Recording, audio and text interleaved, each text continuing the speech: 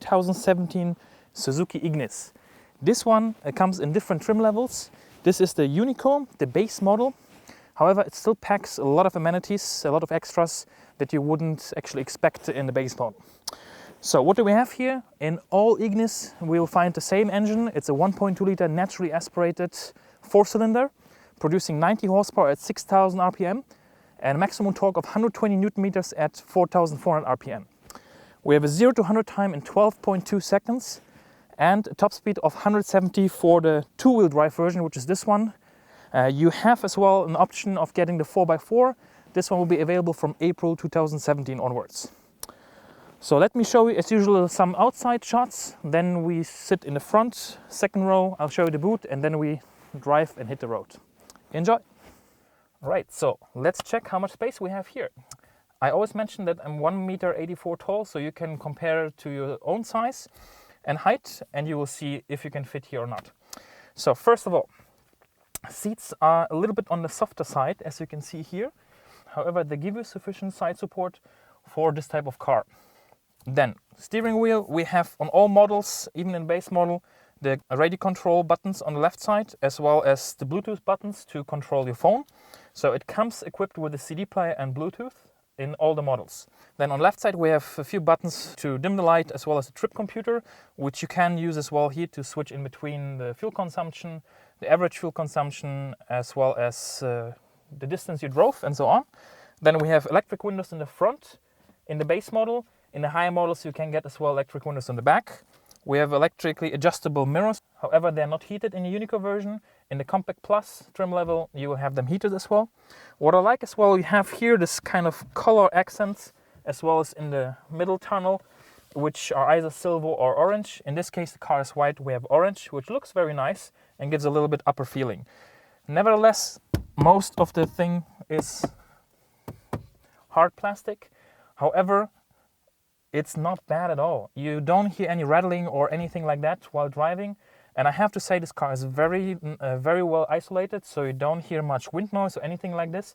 And even from the engine, you don't hear much noise, which is very nice for a car in this class. We have manual AC, comes as well stock in the car. We have the USB and aux on the left. We have a 12-volt power socket on the right side. A little tray to, for example, put your phone. 2 cup holders. Then we have cup holders or bottle holders in the left and right, with fit big bottles as well in the middle here, which is very good. Plus a little bit more space to put like a map or something like that. Then we have the glove compartment, which is actually decent size. On the top you have a lot of books and everything. However, once you leave this at home, you have plenty of space. This field here on top, I'm not quite sure what this is for, because if you put anything there, you'll accelerate, it will fall out. Maybe they could have done it a little bit deeper or something. However, at the moment, in my opinion, this is something you cannot use. Then we have a manual mirror, we have the light here, sunshade. They are not illuminated in the Unico version, as well in the upper trim levels you'll have that. And a manual handbrake. 5-speed gearbox plus reverse. Sometimes you'll need to use a little bit more force to put the gears in, especially the reverse, but it's no issue whatsoever. It drives very nice. So let's hop in the back and I'll show you the second row. All right, before I close the door, I just wanted to show you that you can actually open the rear doors nearly at a 90-degree angle. It's very easy to get in and out. So let's close them. And another thing that you will find is manually operated windows in the back.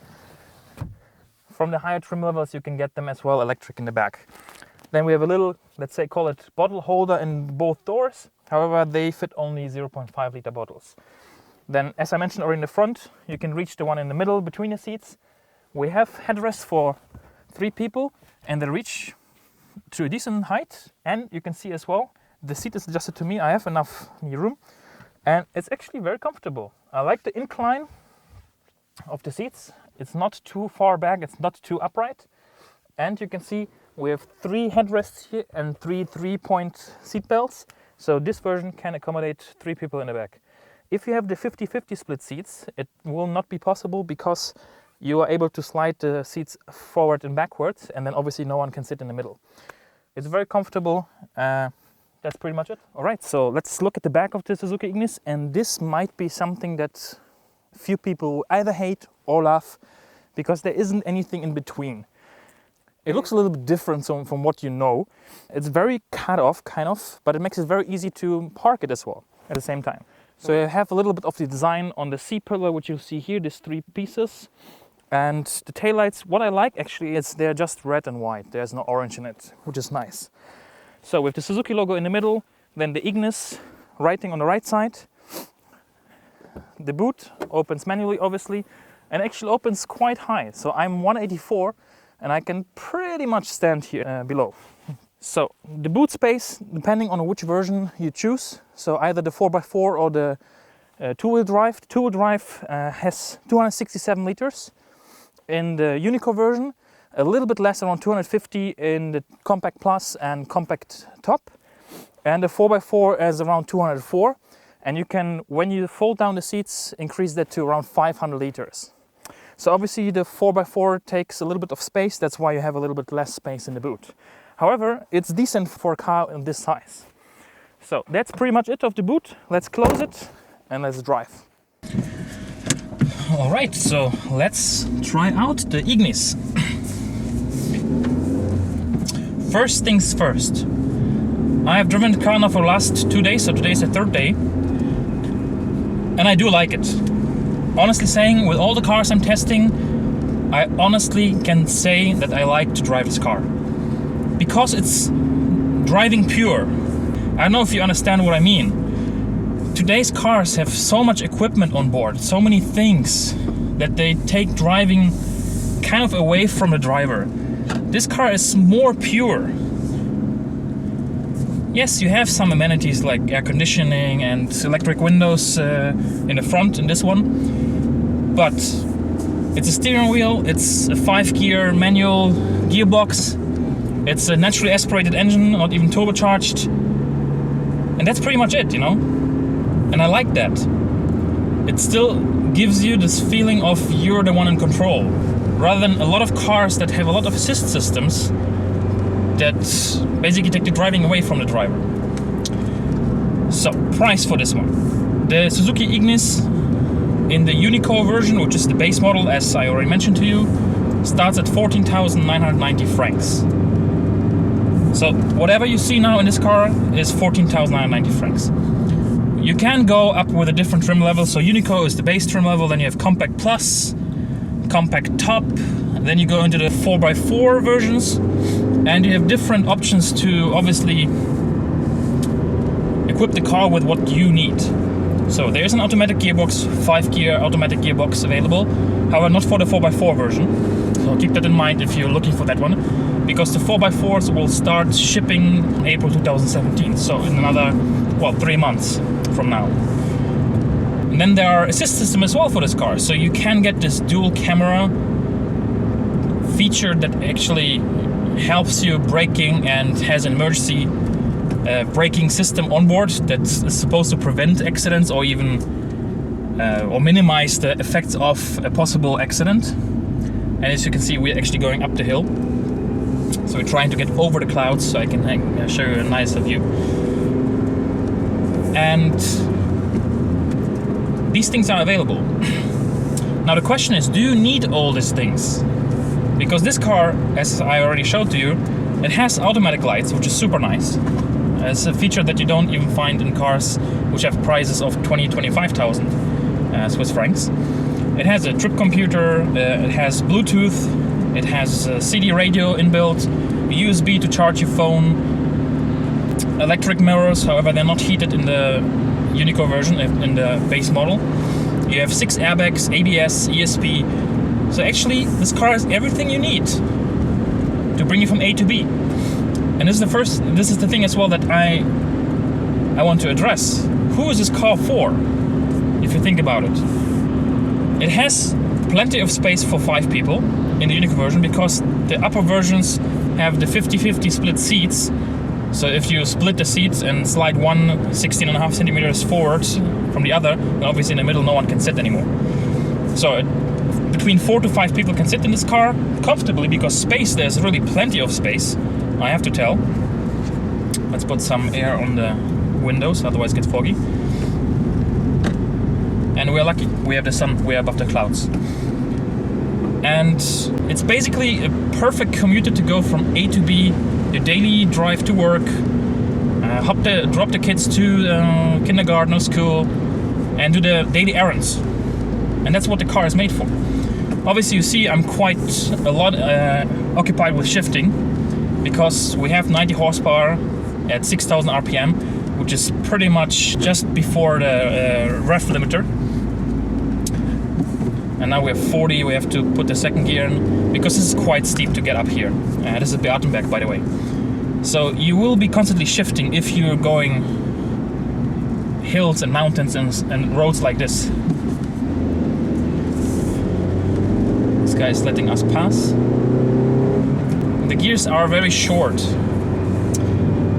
So fuel consumption is another thing. So fuel consumption we have, and I was able to actually achieve what the manufacturer is claiming of 4.6 liters per 100 kilometer.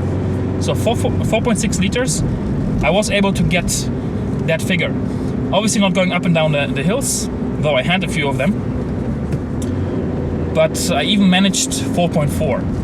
So you will be able to drive this car very, very economically. And that's the main selling point, in my opinion. It's spacious, though not too big for the diameters, so you can park it very easily. And you have low fuel consumption. It's economically to run. As well, insurance won't be high and taxes won't be high. Sorry, we have to drive slowly. We have a slow driver in front of us. So this will be an economical car to drive. And that's the main selling point of this car. It does everything great. It's affordable, it's a good price, it's comfortable. It has the right height actually. So you see it's actually prepared to be a 4x4. And I think for the Swiss market, the 4x4 version will be the one that's the most interesting one here. Because especially in like towns and villages, living up in the mountain, you need an affordable car that gets you there, even if there's full of snow like you see here now. And this car will do it. So, my recommendation in regards to which of the trim levels you should buy. With the next level, the Compact Plus, you'll get things like height adjustable driver seat, because this one is missing in the Unico, in the base model. You'll get a multimedia system with reverse camera. You'll get heated seats for driver and passenger. The rear seats will be split 50-50 and you can slide them forward individually by 16.5 centimeters to either give more space for the passengers or to give more space to the boot. You'll get a railing for the roof, so you can attach your skis or a roof box or whatever. You'll get DAB radio, which this doesn't have. Hill hold function, so basically if you're up a hill, you release the brake, it will hold for 2 seconds to allow you to take your foot from the brake to the gas pedal. And you'll get 16-inch alloy wheels, because this one comes with steel wheels and center caps, or caps basically, on top of the steel rims. And that you'll get for 1,000 francs more. So my recommendation would be to get the Compact Plus if this one is not sufficient for you. So that one would be 15,990. If you want to spend a little bit more and have some more things, for example cruise control, then you'll go for the Compact Top Edition or trim level, and there you have the cruise control and a few more things. However, in my opinion, the Compact Plus is a good choice between affordability and value for money and the things that the car packs. Great.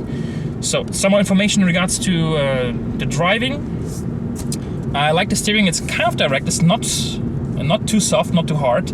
The seats are on the softer side, but very comfortable, though I expect not for longer distances. So I drove this car yesterday for around 60 kilometers, and it gives you sufficient side support. Obviously, it's not a sporty car, so that's not the issue.